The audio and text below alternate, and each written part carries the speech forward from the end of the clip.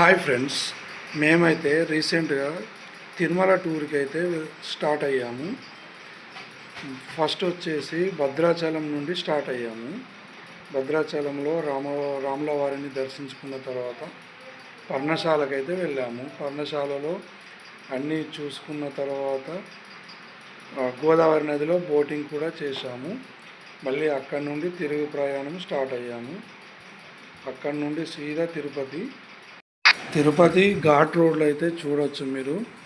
Ghat road అయితే start అయిపోయింది. వామ్మో, ఎంత అద్భుతంగా ఉందండి ఘాట్ రోడ్డు. మధ్య మధ్యలో అడవి జంతువులు కూడా మనకు దర్శనం ఇస్తూ ఉంటాయి. చాలా ఎగ్జైట్గా ఉందండి ఈ టూర్ మాకైతే.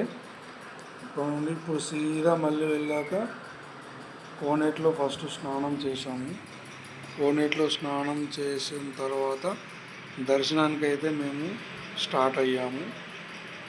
దర్శనానికి వెళ్తూ మార్గంలో ఇలా చాలా వెంకటేశ్వర స్వామి స్టాచ్యూ ఉంటుంది. ఇక్కడ చాలామంది ఇక్కడ ఫోటోషూట్స్ చేసుకుంటారు. ఇక్కడ నుండి సీదా వెంగమాంబకి వెళ్ళి అక్కడ డిన్నర్ చేసేసి క్యూ లైన్లోకి అయితే వెళ్ళాము. అక్కడ దాదాపు మాకు 22 గంటల దర్శనం ఇచ్చారు, సర్వదర్శనం.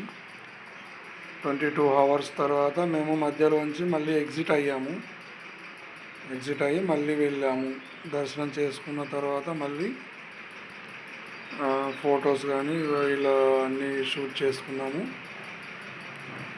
తర్వాత మళ్ళీ ఆ కొండలపైన ఉన్న శ్రీవారి పాదాలు, వేణుగోపాల స్వామి గుడి, తర్వాత జపాలి హనుమాన్, పాప వినాశనం, ఆకాశగంగా, ఇలా శిలాతోరణం, ఇలా 6 డెస్టినేషన్స్ అయితే ఉంటాయి.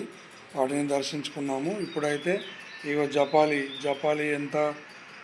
చాలా ఎగ్జైట్గా ఉంటుందండి. జపాలి హనుమాన్ దగ్గరికి వెళ్ళాలంటే ఒక 2 kilometers అయితే నడుచుకుంటూ వెళ్ళాలి లోపలికి.